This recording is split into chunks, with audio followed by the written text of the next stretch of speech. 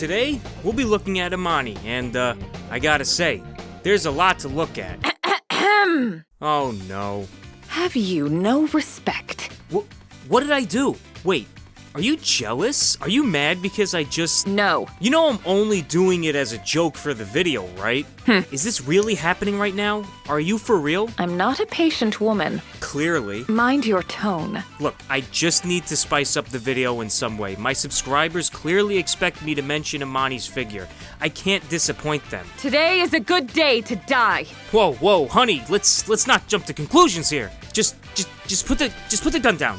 Please, I won't say anything, I swear. I'll take that part out. I promise. There, it's gone. Just please, let me just finish this, and look, I'll just take you out to dinner, okay? To that fancy restaurant you like, with the homeless people outside that dance for money. You like throwing pennies at them, don't you? Pocket change. Yeah, so just let me finish this, and then we'll go out. Just give me like an hour or so, okay? I shall return. Bye. The shit I put up with. Greetings. What the fuck? Added with the conveniently named Fire and Ice update, Imani's inclusion brings our champion roster up to 40 playable characters. Imani's a very interesting champion with a rather obnoxious kit, and by obnoxious I mean it's obvious it's a complete power creep. It's ridiculous. If you want my TLDR version of what I think about her, I'll just summarize it with this. What were they thinking? What the hell were they thinking? What were they thinking? I don't know what they were thinking. What the fuck were they thinking? Imani's kit plays off the stance-switching gimmick Hi-Rez has used in the past on characters like Strix and more recently Koga, playing into her theme of fire and ice perfectly. Along with a very versatile playstyle, she also happens to have an average amount of health, sitting comfortably at 2200, as well as having a very solid card base to spice things up in the game. After looking through her cards and watching other people play her, I can think of a few different good builds to try out. Some more broken than others, but hey, what can you do? Her legendaries further vary her playstyle, however, it's clear to me that some, just like the other legendaries, are much stronger than the others. With that being said, I think it's time we jump into her kit. Normally, we'd take a look at the new champion's primary weapon first, but this time I believe the passive ability has higher priority, seeing as it plays such a heavy role in her kit. It's not a very complex system. Simply put, Clearcast generates mana based on the amount of damage you deal with either of your stances and the abilities found within. When reaching a full mana bar, Clearcast empties out the mana reserve and allows the player to immediately cast the next primary fire of either stance. When the mana bar is full, it will begin to decay, allowing the instant cast to be used for the next 20 seconds. I don't know about you, but to me, the mana generation mechanic just seems silly. She already has 2 gallons of mana ready to just burst out of their containers at a moment's notice, so I don't really know why she'd want to even generate more. Her Frost Stance primary, Frostbolt, sends out a projectile from her Dragon Gauntlets that slows her enemy and deals 650 damage every 0.8 seconds. This projectile does not have any fall-off damage, nor any projectile drop. It's a very straightforward weapon, and I say that in a literal sense. It goes exactly where you order it to. As of right now, I can't find any data on the distance traveled per second, but believe me when I say this, Frostbolt hits hard, and it hits fast. Like, really fast. So fast that you can't even see the projectile coming towards you, or even coming out of Imani's hands. Each successful hit with the Frostbolt contributes to Imani's mana generation, and when the mana reaches max capacity, when using Frostbolt, you can shoot off an additional Syberbolt, hitting the enemy for another 650 damage instantly. Imani's primary fire stance ability, Pyreball, is a charging ability similar to Sha Lin's bow. However, unlike Sha Lin, Pyreball does not have any projectile drop. The attack deals 100 damage if fired rapidly, and charging the ability only increases that power further, dealing up to 1,100 damage max if held for the entire length of 1.6 seconds. Pyreball's projectile hitbox gets larger the longer it's charged, which means the ability can be easily abused to take out targets like peeking snipers that sit around corners. Like Frostbolt, each successful hit generates mana, and when the mana bar is filled, Imani is able to fire an additional fully charged Pyreball at her enemy. When used after the first Pyreball, because of the Clearcast passive, she's able to do 2,200 damage instantly, immediately murdering any flank or damage champion that she happens to come across if they're not using any cards to increase their health. Frostbomb is the right-click ability found within her ice stance, which lets the player shoot out a giant ice ball that deals 800 damage and roots any enemy hit by its large blast radius for 1.5 seconds. The ability detonates itself when hitting a physical object on the map, but also can be remote detonated at any time while airborne by pressing the ability button once more. During the flight of the ice ball, other abilities in primary fire cannot be used, so be sure to use this when you're in a relatively safe space or with a teammate nearby. The cooldown on this ability is a pretty long one, lasting 20 seconds, so be sure to use it when it's most beneficial. Infernal Cannon is the right-click ability found within her fire stance, which severely hinders the player's movement while unleashing a controllable beam of fire that lasts for 3 seconds, dealing 110 damage every 0.09 seconds. This ability, like Frostbomb, is also on a 20-second cooldown. I personally haven't found a very good use for this ability outside of maybe combining it with a Seer ult or using it while flanking, but for what it's worth, when used in these two specific scenarios, it works and works well. The amount of damage the ability can deal over the course of 3 seconds is absolutely insane, hitting roughly 3,600 give or take, and when you take into consideration the fact that it pierces enemies, meaning it can hit multiple enemies even if they're behind each other, it can severely cripple or finish off multiple opponents when used at the right moment. I've seen a lot of players abuse the hell out of this one, and I have to admit, after following suit, I gotta say, it's a damn good time. Watching your enemies helplessly scatter amongst each other never gets old. Imani also has a movement ability, which is Frostfire Glide. There's not too much to say about this one. All it does is let the player fly through the air for about 3 seconds, and activating the ability again will cancel it, as will hitting your primary fire or using any other ability in Imani's kit. There isn't much upward movement in this ability as it rises at a slow pace, but it's pretty good when needing to cover a large distance in a relatively short amount of time. The ability by default is on a 12-second cooldown. Elemental Shift is the last regular ability that Imani has, and this one is pretty much self-explanatory. All it does is allow Imani to change between the two stances, enabling the Fire and Ice primary fire as well as their matching alternate fire abilities. The cooldown for this ability is 10 seconds by default. Next up we have Imani's ultimate. Imani's ultimate, Dragon's Call, is definitely the most unique one in the game by far, which lets her summon a controllable dragon with 7,500 health. The dragon can fly around and awkwardly fit inside of small buildings. Generally anywhere a mount and a character could in theory reach, the dragon can do the same. The dragon has its own control scheme, with Q or space used to fly upwards, F or the right mouse button used to fly downwards, and the left mouse button to use its fire-breathing attack. The fire attack has a good amount of range on it, and it deals a pretty insane amount of damage now that I think about it. I couldn't find anywhere how much damage per second it performs, but take my word for it, if you get caught in it, you're pretty much dead. Unless you're getting healed by Furia's Pyre Strike or something like that, at least until the Pyre Strike ends. Imani's ultimate lasts about 20 seconds, meaning it pretty much outlasts any regular or other ultimate abilities, so I guess that's cool.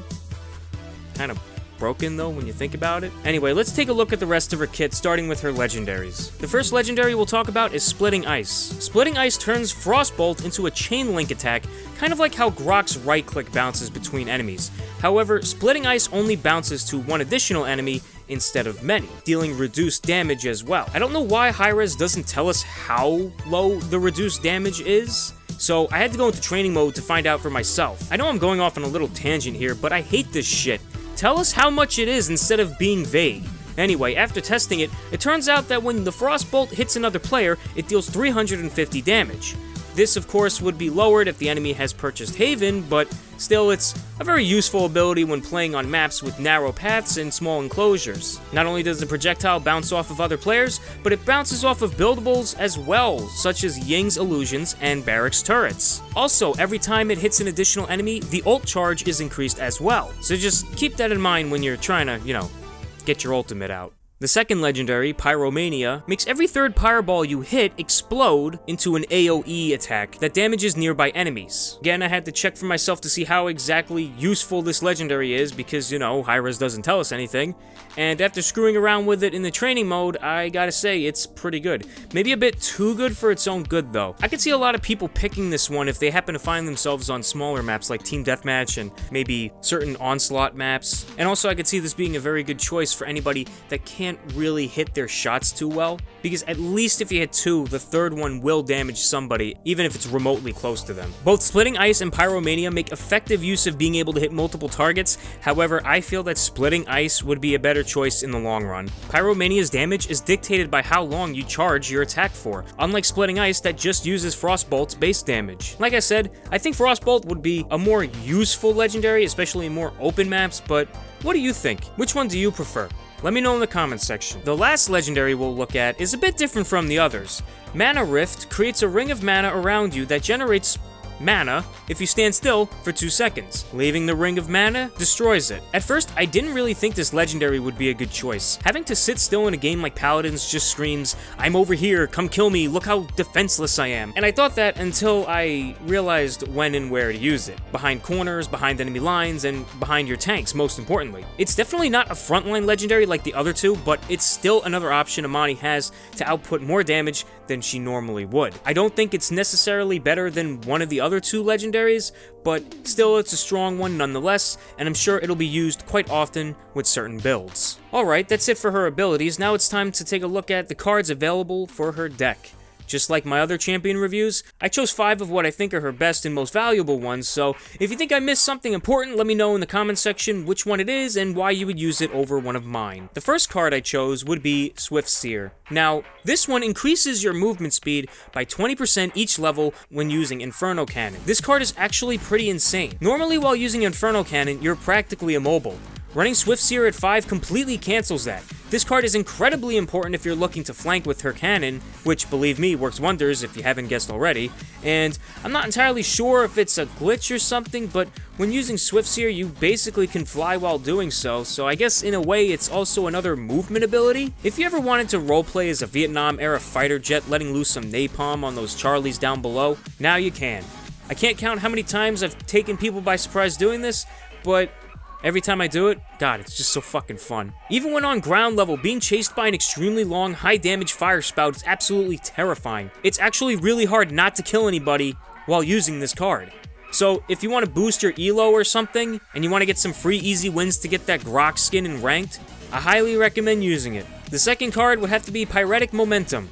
This card makes Frostfire Glide travel 5% faster for each card level. It's never a bad thing to run away from a fight you know you just can't win. Taking damage and even dying after a huge kill streak provides the enemy with ult charge, which is something you don't want. Not only that, but dying in general just puts your team at a disadvantage, so having something in your build that increases your survivability is always a plus in my book. I personally chose this card over the one that increases her base health because I believe mobility is more important than overall sustain. You don't really need to worry about dying if you don't let yourself get hit. Not only that, the card just makes it a lot easier to traverse the field and makes use of flanking paths you otherwise normally couldn't use. At base level, her Frostfire Glide is pretty slow and only lasts a few seconds, so giving it an extra oomph and speed really makes a difference, even if it's just by 5 or 10%.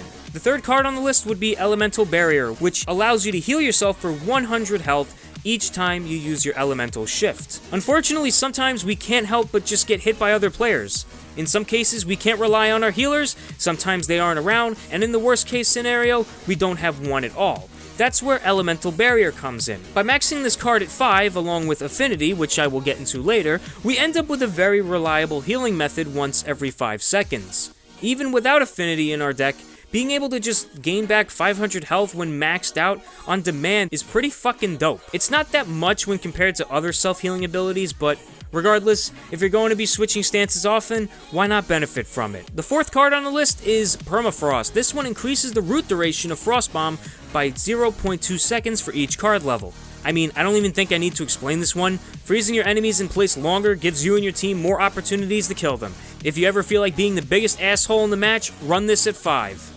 The fifth and last card on the list is Affinity, which reduces the cooldown of Elemental Shift by 1 second for each level. Personally, the only good use I found with this card was either if, like I mentioned before, I was running Elemental Barrier at 5, or if I'm using an Infernal Cannon build in conjunction with the Cooling Runes card, which I will get to in a bit. It's a good card that lets you switch things up in the heat of battle more often than you'd normally be able to, but in my opinion, it should only be used with the 2 cards I mentioned before. Now I'm just going to go over some quick honorable mentions that didn't make my top 5 list. The first one would be Arcane Flame, which increases Infernal Cannon's mana contribution by 15% for each level. This one is self-explanatory. All it does is help you generate mana quickly, leading to more instant 1100 bursts from Pyreball. Run this if you're using an Infernal Cannon build if you can't think of anything else to add. The next card, Cooling Runes, reduces the cooldown of Infernal Cannon by 0.5 seconds each time you hit an enemy with Frostbolt. This is another good card when running the Infernal Cannon build. Maxing this out at 5 decreases the cooldown of Infernal Cannon by 2.5 seconds each time you land a hit with Frostbolt, which means if you were to switch back to your Frostbolt right after using Infernal Cannon, it would only take 8 hits consecutively to remove the cooldown completely.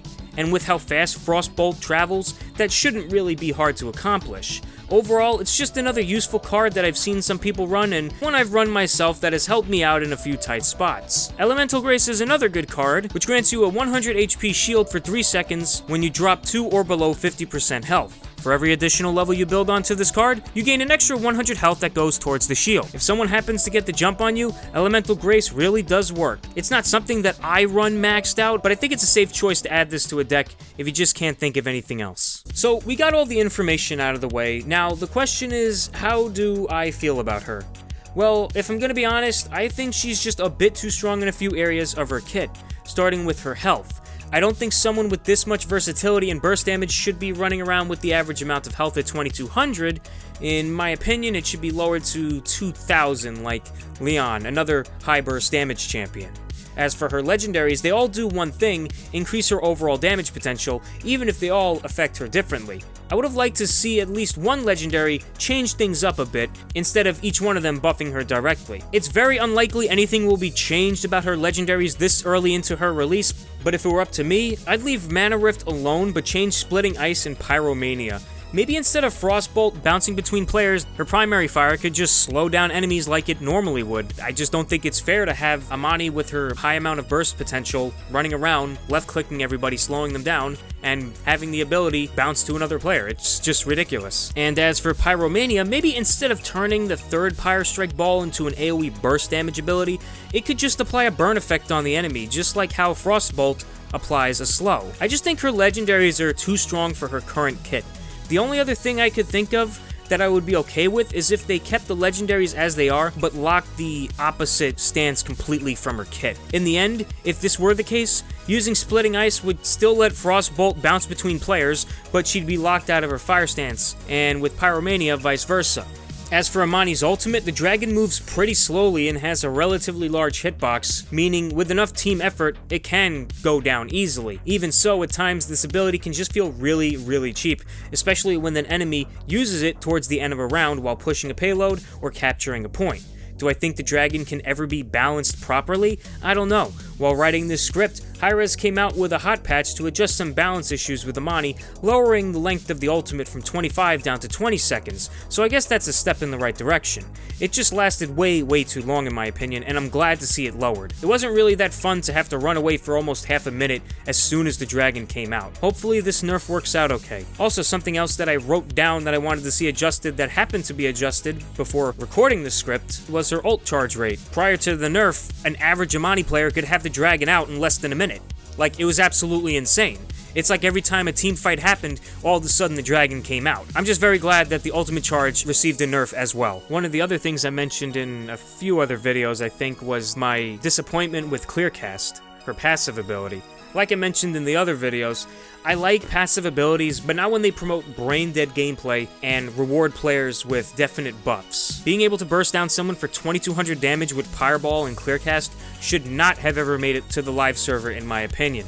It's just too damn strong. As for her Frostbolt, I just think that having an ability that does slightly less damage than Cassie, but travels faster and slows enemies at the same time is just really, it's broken, man. It's fucking stupid. Not only that, but Cassie is required to reload after emptying out her crossbow magazine. Imani doesn't have to reload. And if Imani is going to be able to freeze everybody with Frostbomb for 1.5 seconds, I'd like to see her not be able to damage anyone with it. Being able to do both, in my opinion, is just a bit too much. Either make it a large AoE 800 damage ability, or be a root-only ability. Make it one or the other, please. If Hi-Rez intends on keeping this ability the way it is, at least lower the damage or, more importantly, the area of effect. it's just fucking ginormous. And when it's coming at you, you can never tell whether or not it's gonna hit you. And usually, by the time you think that, it already did. In conclusion, on a scale of 1 being extremely weak and 10 being fucking OP as shit, I'm gonna have to give Imani an 8. Before the recent hotfix, it was actually a 9. Thank God it's not anymore. Even though she was nerfed a bit in this latest hotfix, I still think she needs a bit more down-tuning. Both Frostbolt and Pyreball are devastating primary weapons that allow her to basically materialize her enemy at both short-range and long-range encounters thanks to the lack of projectile drop and huge projectile size. As an added bonus, which shouldn't really be in her kit in my opinion, her Frostbolt attack also slows opponents as well, making her a very dangerous opponent that can control how a battle plays out in the blink of an eye.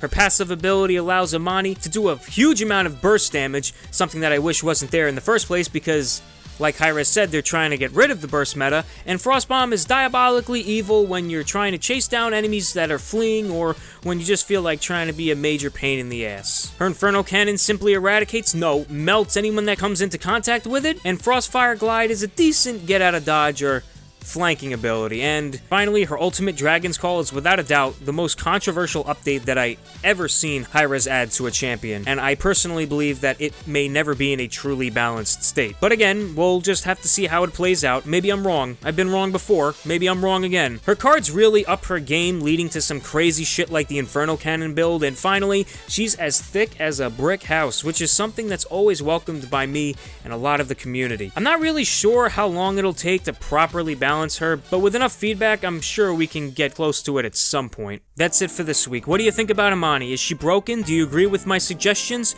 Or do you have something else in mind? Let me know how you feel about her in the comments section down below. And as always, leave a like if you thought it was somewhat entertaining, and be sure to subscribe and hit the bell icon if you haven't already, if you like what you see. If you'd like to connect with me, I have a Twitter as well as a Discord server, and if you feel like supporting me and the channel, consider purchasing a Syberbolt t-shirt. The link for all these mentioned can be found in the description down below. Anyway, thanks for watching. Be sure to voice any of your concerns and complaints about her in the designated complaining spots like Reddit and Twitter, and please, whatever you do, don't tell Leon that I mentioned anything about Imani being thick. She's very self-conscious. Again, thanks for watching. I'll see you next time. Later.